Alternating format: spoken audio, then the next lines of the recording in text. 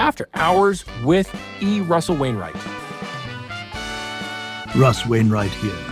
Thank you, folks, for tuning in on an early Friday morning to After Hours. We have a guest tonight whose writing with the Patch Kincaid series spans the 1960s assassinations and more. The author of the Patch Kincaid series is Robert P. Fitton. Robert, how are you? I'm doing fine, Russ. Thank you. Pleasure to be here. I understand this series began as a single book called Redshift in the 1990s. Exactly right. It was about terrorism and nuclear bombs being brought into American cities. And it concerned time travel to return a few weeks back in time and stop the explosion of those suitcase devices in American cities. But Patch Kincaid and his fiancée landed back in 1961. Due to a terrorist attack on the facility, and then the time travel destination is skewed. So Patch decides to pursue the terrorist, Carlos Sanchez, who was alive in 1961, and thus stop the future destruction. And you had a surprise ending that changed everything. Changed everything about the book. Basically, I wrote because Patch traveled back in time, JFK was assassinated, but the more I thought about it, the more I wondered why Kennedy was assassinated. Would you care to tell us why President Kennedy was assassinated, and did that assassination spawn the assassinations of Dr. King and the president's brother? 2,000 pages later, I can tell you that the compass needle points toward various people and entities. I'm not trying to be evasive, but when you have a sophisticated plot with clever people who don't want to get caught, well, the challenge is tough, but not insurmountable. That Redshift book became 1961, and then, much more apropos, the Kennedy paradox. The plot stayed pretty much the same, but the research was torqued up. I went into detail about the hows and whys of the Bay of Pigs. Why the Bay of Pigs? The Bay of Pigs was the initial defining moment where Jack Kennedy defied those who wished he would all-out attack Castro and remove him from power. He made it clear he did not want an international incident. He did not order a full airstrike against Castro. He made this clear from the beginning. But Dulles and others lied about that order and claimed Kennedy had just lost his spine. That's not what happened. And you must remember that Eisenhower gave CIA almost carte blanche to overturn the governments in the 50s and 60s rather than send in American troops, the horror of war being substituted for a regime change. In sum, you get a good hour-by-hour reporting of what happened on the ground in Cuba and later after the defeat. The audio of the Kennedy paradox in all my books is more a performance with minimal sound effects rather than a strict reading of the book, and the insertion of key historic events, specifically involving JFK speeches and press conferences, is very instructive. Let me ask you this, Robert. Did the insertion of science fiction interfere with the recounting of the actual history? No, as a matter of fact, when I was invited to the Sixth Floor Museum in Dallas last summer for an hour-and-a-half interview about the book and my recollections of the JFK era, the science fiction was barely mentioned except in the letter I received from the museum director indicating the integration of sci-fi with the history. The retrograde time travel is a vehicle for transporting Patch back in time, as well as slowing down the events in Dealey Plaza, which is incredibly important. Yet continued what you began in the Kennedy paradox. To say the least. There are so many theories about the minutiae and the possible and probable plots against the president. To properly tell the story, I decided to source everything and return to Dallas. Even the lunar eclipse in the spring of 1963. Eclipses can be omens. I don't dispute that, but the more salient deep dives into the Kennedy assassination needed to be footnoted. I wasn't going to write a novel and then just blurt out my opinion. As a matter of fact, in the editing of the book, if I found I was pumping up an opinion, I rewrote that portion of the book, paying due diligence to what is known from the documents, the raw history, and the reasoned out plausibility by the researchers who, without their invaluable work, I wouldn't have written any of these books. I should note there are nearly 900 footnotes in Return to Dallas. Thank you. The ticket in writing Return to Dallas was to make it interesting and adventurous while dropping in the goods by characters and backing up that information with footnotes. Johnny Roselli, the mobster, is a focal point in all the books. Handsome Johnny. Very powerful fixer, not a mafia don in the usual sense. Rosselli was deeply involved in the raids on Cuba in the early 1960s. They called him Colonel Rosselli. He was right out there in the boats, no shrinking violet he, and very patriotic. But given his charming personality, it's easy to forget the nature of the beast. As a matter of business, Rosselli took care of business. Patch and his friend and mentor Ray Mankiewicz saved Rosselli's life. Yes, and Rosselli, who always admired loyalty, never forgot that. Thus, he is a driving force in all the books, springboarding off the key players surrounding the assassinations.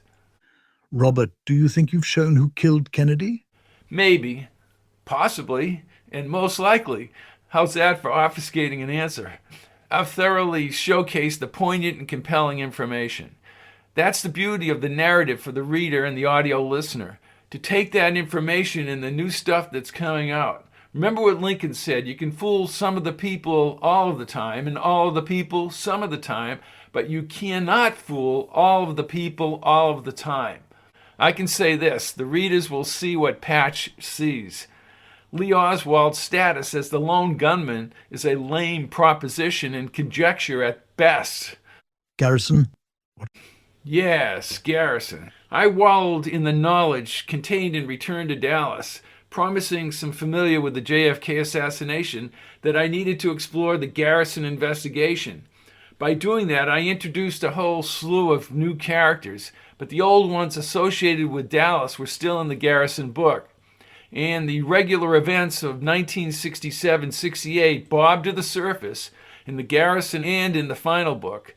And I bring in a few researchers in character form because of their contribution to the history of the United States, along with new material about the JFK plot, which could not have been stuffed into Return to Dallas because it wouldn't have been easily understood.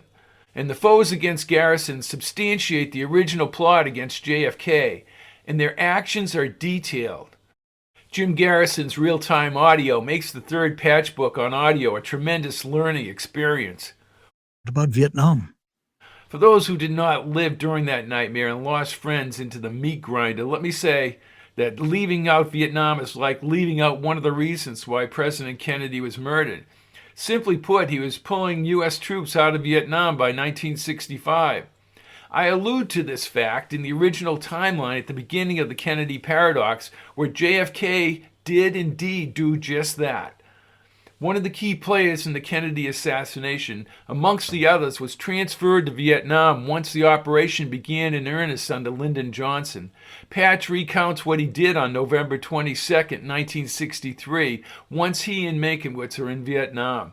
The reader experiences a horrific massacre as Patch and Mankiewicz attempt to escape. The contrast to what could have been is a huge point in all the Patch books. Jim Morrison. Why would you write about Jim Morrison in books about the 1960s assassinations? Jim Morrison's life, his personality, and actions is a conundrum. And so are the assassinations. Morrison never reached old age, and neither did JFK, MLK, and RFK. They all lived on the edge of sorts, Morrison and his alcoholic binges, and JFK, MLK, and RFK on the edge of what was considered the norm politically and socially. 1968 was a brutal year, Robert. How did your personal experience at that time affect your writing about it? I will say this. I had to slow down and stop a few times in American Injustice, MLK, RFK. Writing brings one into an alpha state where you're not experiencing dreams or a virtual reality, but you are experiencing some deep-set, heart-wrenching emotions.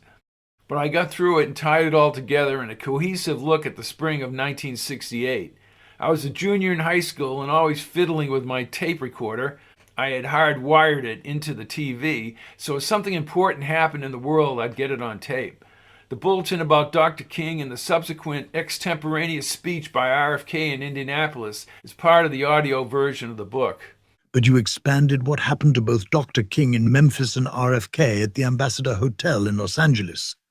Both assassinations are heavily researched, the bibliographies attached to the work.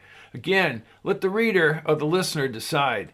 The key here was to integrate Patch's narrative directly into the actual audio, which I'm very proud of. Back to the emotions. After writing this account, I felt a cataclysmic betrayal by the conspirators. We live in a form of government that John Locke wrote about as the consent of the governed. When you assassinate your leaders, you undermine our way of life. But then again, conspirators only think about themselves and their own agenda. Well said, but still very disturbing, Robert. One thing you mentioned in a very long interview when talking about Locke and the rights of self-government and the assassination. That interview, I believe, was almost 2 hours. I assure listeners we won't be here that long today. You mentioned John Locke and, strangely, Rousseau. Aren't they on two ends of the spectrum politically? They sure are. I was rolling along and wanted to mention Montesquieu. Instead, I said Rousseau. And I kept rolling. Rousseau was far more concerned about the allegiance to the state, while Montesquieu was about the separation of powers and coined the word despotism, which the founding fathers were well aware of. My point in that interview, and as I said before, was that one can take the heart out of governance by the people when you take out a country's leader. Thank you for clearing up Montesquieu and Rousseau, Robert. Certainly.